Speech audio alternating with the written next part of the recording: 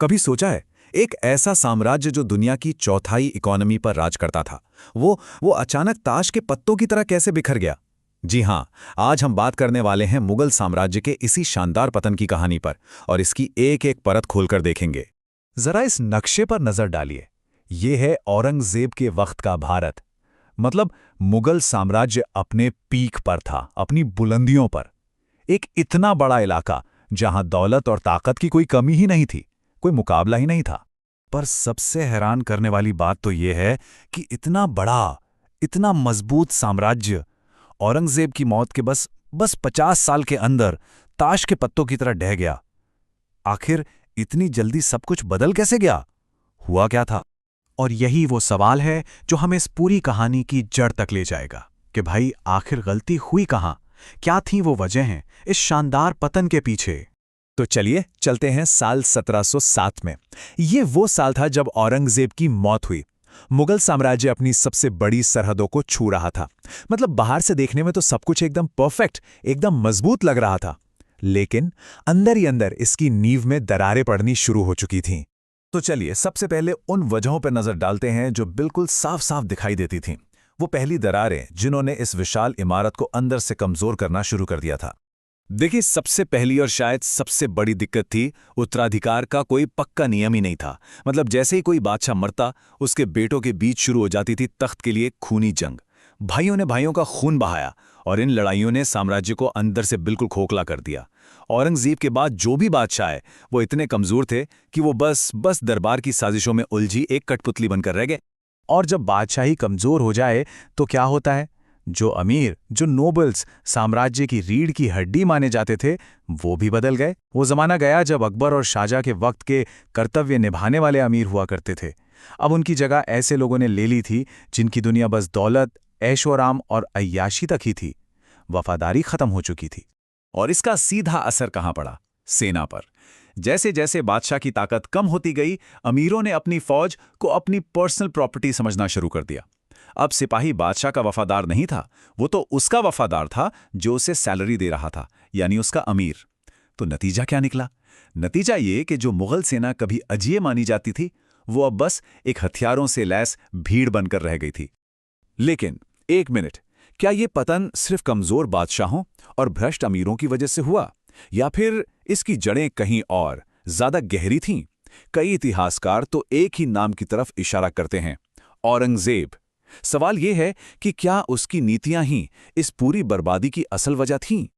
यहां औरंगजेब ने अपने परदादा अकबर की पूरी विरासत को जैसे पलट कर रख दिया। सोचिए, एक तरफ थे अकबर जिन्होंने धार्मिक सहनशीलता दिखाकर राजपूतों जैसे ताकतवर साथियों को साम्राज्य का हिस्सा बनाया, और दूसरी तरफ औरंगजेब जिसने हिंदुओं पर जजिया टैक्स फिर से लगा दिया और राजपूतों पर भरोसा करना ही छोड़ दिया। नतीजा, जो साम्राज्य के सबसे मजबूत पिलर थे, उन्हीं को अपना दुश्मन बना लिया। औरंगजेब का एक और जुनून था, दक्कन।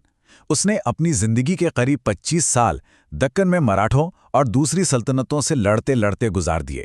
ये कभी न खत्म होने वाली जंग थी, जिसने न सिर्फ शाही खजाना खाली कर दिया, बल्कि साम्राज्य के सबसे बेहतरीन सिपाही भी इसी जंग की भेंट चढ़ गए। और जरा सोचिए, जब बादशाह खुद सालों साल राजधानी से दूर रहेगा, तो उत्तर के सूबेदार क्या करेंगे? उन्होंने धीरे धीरे खुद को आज़ाद करना शुरू कर दिया। लेकिन क्या पूरी कहानी सिर्फ औरंगजेब की धार्मिक कट्टरता पर आके खत्म हो जाती है? शायद नहीं। कुछ इतिहासकार जैसे रॉबर्ट सी हैलेसी इस सोच को चैलेंज करते हैं। उनका मानना है कि इस पूरे मामले को सिर्फ एक हिंदू मुस्लिम लड़ाई के चश्मे से देखना कहानी को बहुत ज्यादा आसान बनाना है, जबकि असलियत कहीं ज्यादा पेचीदा थी। तो फिर सवाल उठता है कि अगर वजह सिर्फ धार्मिक नहीं थी, तो वो कौन सी गहरी ढांचागत यानी स्ट्रक्चरल प्रॉब्लम्स थीं जिन पर आज के इतिहासकार बहस करते हैं?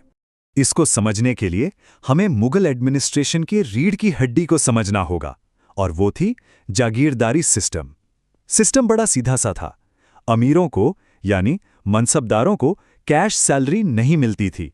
उसके बदले उन्हें जमीन का एक टुकड़ा दिया जाता था, जिसे कहते थे जागीर।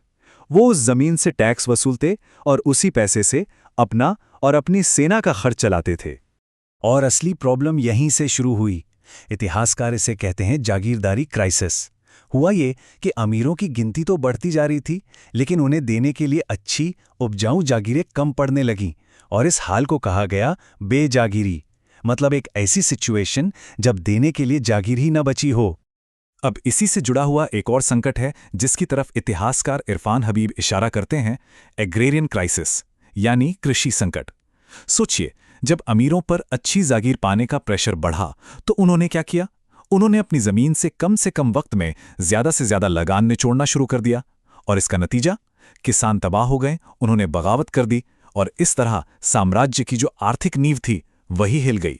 तो कुल मिलाकर हमारे सामने पतन के 3 बड़े सिद्धांत आते हैं। पहला, सतीश चंद्र का जागीरदारी संकट, दूसरा इरफान हबीब का कृषि संकट, और तीसरा है मुजफ्फर आलम का रीजन सेंट्रिक नजरिया, जिसका मतलब है कि असल ताकत अब दिल्ली से निकलकर अवध और पंजाब जैसे नए आजाद हो रहे सूबों के पास जा रही थी। तो अब तक की बात से ये तो साफ हो जाता है कि मुगल साम्राज्य का पतन किसी एक वजह से नहीं हुआ। ये तो एक बहुत ही पेचीदा जाल था जिसमें कई सारी मुश्किलें एक साथ आकर उलझ गई थीं। इसे हम एक परफेक्ट स्टॉर्म कह सकते हैं।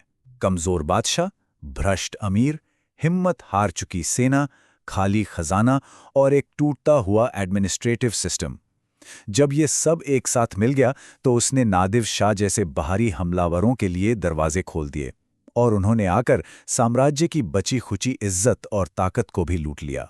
और ये पूरी कहानी हमें आखिर में एक बहुत बड़े सवाल के साथ छोड़ जाती है। क्या बड़े बड़े साम्राज्य बाहरी ताकतों के हमले से खत्म होते हैं, या फिर वो अपने ही कमजोरियों की वजह से अंदर ही अंदर सड़ जाते हैं? मुगलों की कहानी शायद हमें दूसरे जवाब की तरफ सोचने पर मजबूर करती है।